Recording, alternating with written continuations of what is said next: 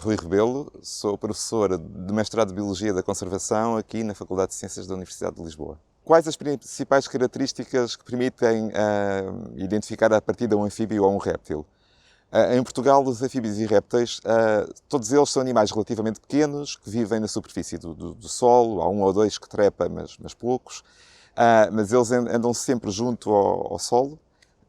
E são lisos, de modo geral, como não têm pelos, o que fica no olho da pessoa é que é um animal com uma pele lisa e pequeno e que desaparece depressa da vista. Quantas espécies existem de anfíbios e de répteis em Portugal? Ainda são algumas, não se compara com os mamíferos ou com as aves, mas são ainda assim bastantes. São cerca de 20 espécies de anfíbios, e os anfíbios são as rãs, as salamandras, os tritões. O exemplo mais comum que as pessoas todas conhecem é a rã, digo eu, a rã verde. Depois de répteis, e os répteis são os lagartos, as cobras, as osgas, as tartarugas. Dessas espécies temos 35 a 36 espécies nativas que existem cá. E eu já estou a contar aqui com as tartarugas marinhas, que também são répteis. Depois, para além disto, ainda há espécies invasoras. Ainda há 2 espécies de anfíbios invasoras e pelo menos 6 ou 7 de répteis, e se calhar mais, de espécies que não são nativas do país, mas que foram introduzidas e que estão agora a expandir-se aqui dentro. Como encontrar ou fotografar anfíbios ou répteis? Aqui a resposta tem que ser separada em 2. Uma para os anfíbios, outra para os répteis, porque as estáticas são totalmente diferentes. Os anfíbios portugueses, os que existem em Portugal, dependem muito da água e da chuva. E isso quer dizer que a altura ideal para os encontrar corresponde ao nosso outono, inverno, o início da primavera, e depois, a partir de meio da primavera, todo o verão, não há muito para ver, na verdade, a não ser que a pessoa mergulhe dentro da água, onde ainda consegue encontrar os girinos, as larvas, as formas adultas. Anfíbios em terra, que é a maneira mais fácil de os fotografar, são fáceis de encontrar durante o outono, especialmente quando são as primeiras chuvas muito fortes. E aí o ideal é sair à noite e, portanto, a fazer fotografia noturna. É andar nos habitats que eles preferem e tentar ir com cuidado, com uma lanterna e tentar encontrá-los. Nessas alturas, eles podem ser muito abundantes e conseguimos ver muitas espécies desde que vamos ao habitat certo. Às florestas onde vivem, aos bosques, à montanha, às zonas em redor. E esses sítios onde vamos convém que tenham água, um charco, ou uma ribeira, ou um sítio onde eles depois se reproduzam.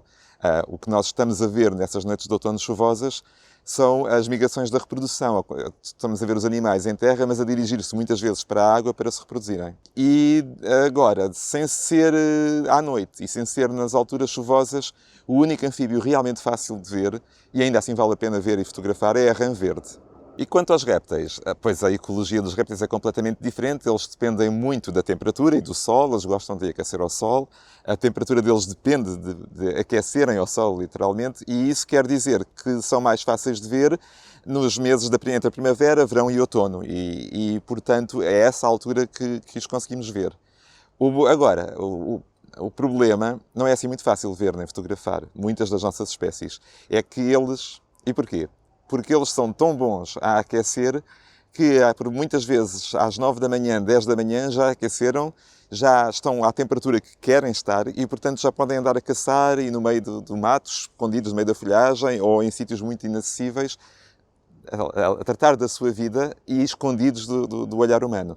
E por isso, a melhor maneira de conseguir vê-los é sair bem cedo, em dias que vão ser quentes, mas que ainda não são quentes, de modo a conseguir apanhá-los enquanto estão expostos ao sol a aquecer. Nessas alturas, eles estão mais vulneráveis, de facto, porque estão expostos, estão ali a tentar chegar à temperatura ideal, mas, em todo o caso, é a melhor altura de os conseguirmos fotografar e ver. Depois, ao fim da tarde, já não é... Volta a arrefecer, é verdade, só que já não... Eles aí já fizeram o que tinham a fazer, que é comer ou acasalar ou fazer a sua vida, e já voltaram aos refúgios. Por isso, aí a ideia é, então, sair de dia, e o outono, incluindo o mês de outubro, ainda são os bons meses para conseguir vê-los. Coisas interessantes de outubro é que geralmente é o mês em que nascem as crias de grande parte das nossas espécies de répteis. Os répteis reproduzem-se na primavera, os ovos estão a incubar durante o verão e depois, quando chega o outono, começam a nascer os recém-nascidos, que são versões miniatura dos adultos. São coloridos, são bonitos e são muito mais fáceis de ver que os adultos, na verdade. Portanto, outubro é a altura ideal de ver as crias. Que cuidados devemos ter ao fotografar anfíbios? Os anfíbios não são terrivelmente sensíveis à presença humana. Eles fogem de nós, é verdade, mas não, digamos, não devem se estressar muito com humanos, porque a fuga é um instinto normal neles de animais maiores do que eles. O principal problema acontece, acho eu, quando tentamos fotografar anfíbios à noite e é um pouco ridículo, porque acontece porque as pessoas pisam-nos. O principal problema é evitar pisar os animais à noite quando andamos à procura deles. E também convém evitar atropelá-los, porque quando chegamos ao sítio onde queremos ir fotografar, vamos de carro, eles muitas vezes estão a atravessar a estrada e é esse o principal problema. Depois, realmente os anfíbios se estressam muito, sim, se forem agarrados, portanto convém não agarrar. E se por alguma razão for importante agarrar algum para colocar em posição, para poder fotografar, é bom levarem luvas. De borracha pode ser aquelas luvas de cozinha. A ideia é não contactar com a pele, eles não gostam de contactar com coisas quentes, ou seja, com a nossa pele. Eles também não gostam de contactar com pele com repelente de insetos, ou pele com perfume, ou pele com sabonete, porque são tudo produtos químicos que passam através da pele. Eu acho que é esse o principal problema. De resto, eles são animais bastante resistentes e mesmo se tivermos que mexer para pôr numa posição, desde com cuidado, não estou a ver grande problema. Nos répteis é mais complicado. A situação é um pouco diferente. Os répteis são mais fáceis de fotografar durante as manhãs, enquanto estão a termorregular. Essa altura é uma altura importante. Eles estão vulneráveis, precisam de aquecer para atingir a sua temperatura ideal. E nós, se nos aproximarmos muito e depressa, eles, claro que têm medo, porque é um indivíduo grande, e escondem-se. O que quer dizer que arrefecem. E, portanto, se isto acontece muitas vezes, aquele animal não tem propriamente um dia muito agradável, porque acaba por nunca chegar à temperatura que devia atingir. Eu acho que ainda é mais grave, isto já foi mais ou menos estudado, nos cágados. Os cágados são répteis aquáticos, vivem em lagos, rios, e eles precisam de aquecer e aquecem nas pedras das margens, ou às vezes até nas ilhas, em cima, nos rios, e estão lá a apanhar sol.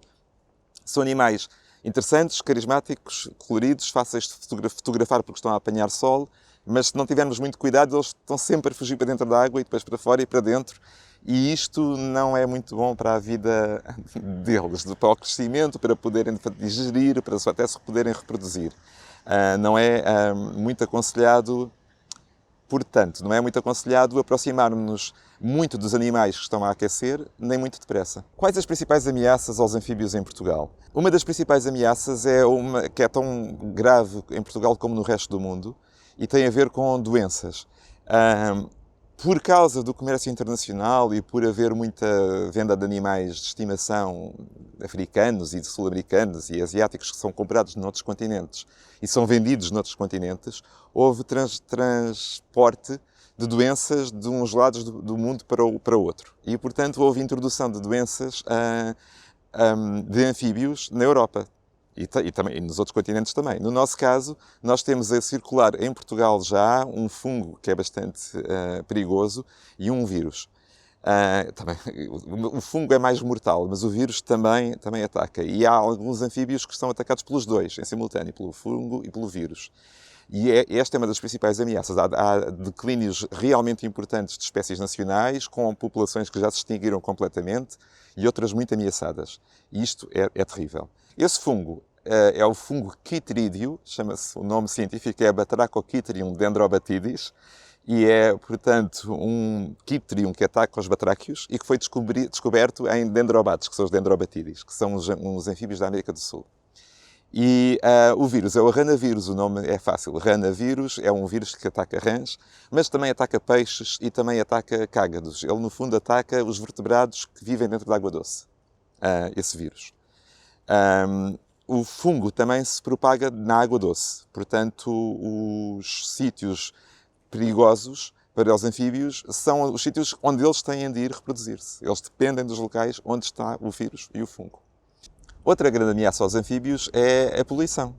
Como acabei de explicar, a água é muito importante para eles e, por isso, a poluição do meio aquático, dos charcos, das poças, dos lagos, dos rios, acaba por afetar muito quer os adultos que estão a reproduzir-se lá, quer as formas larvares, os ovos, os girinos, e as que nascem desses ovos e que depois têm que viver algum tempo dentro d'água. Quanto aos répteis, a principal ameaça é muito comum a outros grupos, porque é a destruição dos habitats prioritários, ou principais, ou preferidos destas espécies. Há espécies que dependem muito, muito de um habitat em particular, só vivem ali e se esse habitat é destruído, desaparecem.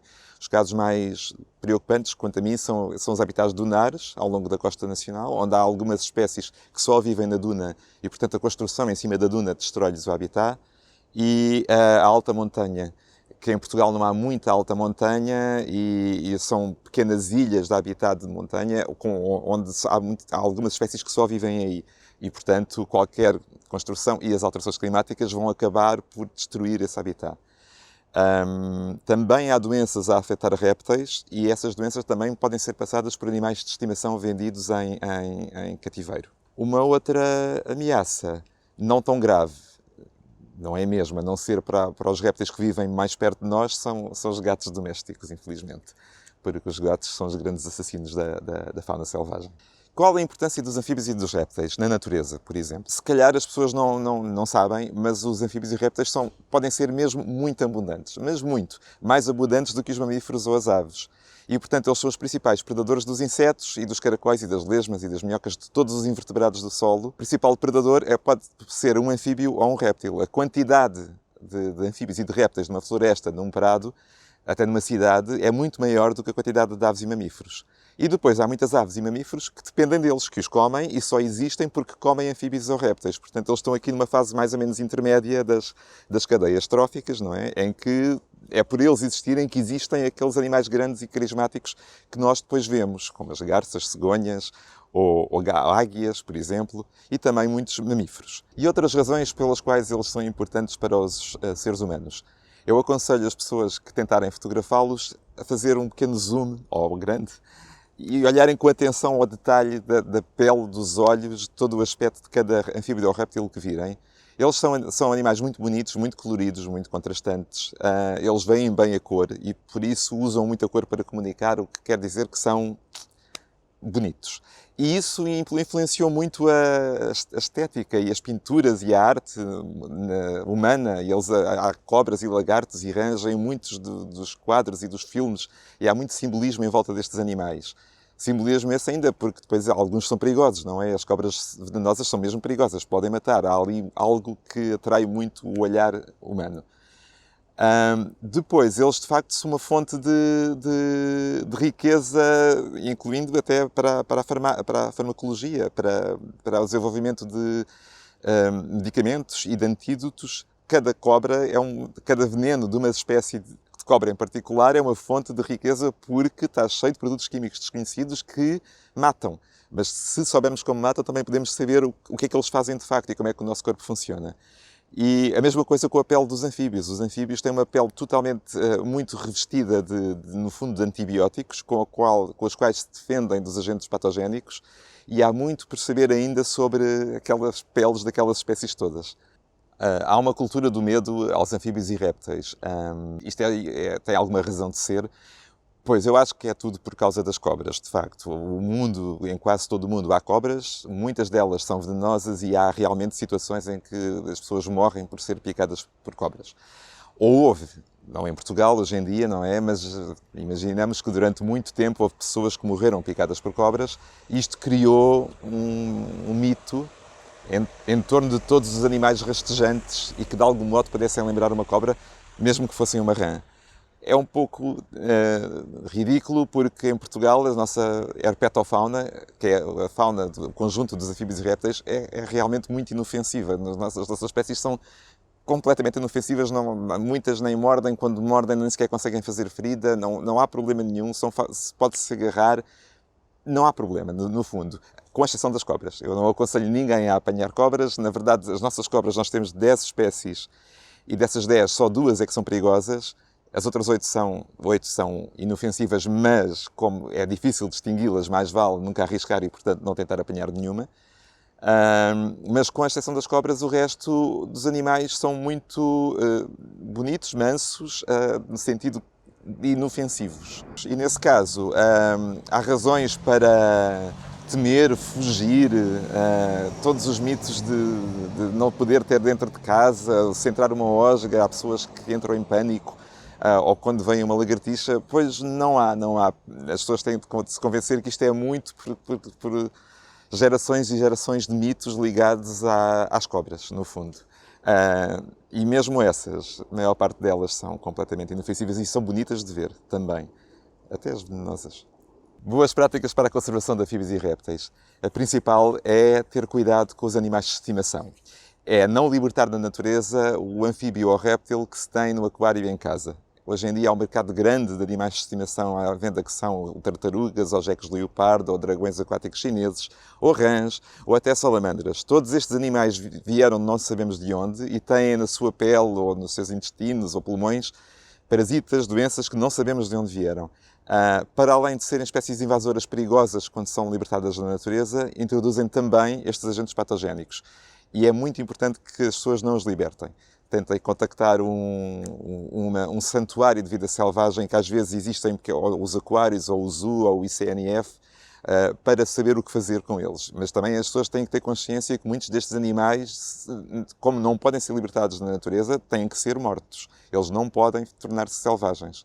Porque já houve casos em que se tornaram e levaram ao declínio realmente catastrófico das nossas espécies nativas, anfíbios e répteis. Outra ação importante para a conservação é ter muito cuidado com os habitats prioritários, que normalmente até se sabe quais são. São as dunas, são as florestas bem conservadas, são as zonas protegidas do país. Aí é muito aconselhável, eu sinceramente aconselho muitas pessoas a passearem no campo para ver a natureza, porque é possível, e não é muito fácil, mas é possível, e vê-se, e com tempo e paciência consegue-se quase tudo, mas com cuidado para não destruir o habitat. Há uma grande mitologia associada a anfíbios e répteis. Eu acho que tudo vem, mais uma vez, das cobras e do seu veneno, e de haver muitas pessoas mortas por um animal rastejante que é venenoso e perigoso. E depois também houve muita gente que olhou com atenção para lagartos e percebeu e criou-se os mitos dos dragões. E o dragão também é algo que está na natureza humana e nas mitologias de muitos povos desde há muito tempo.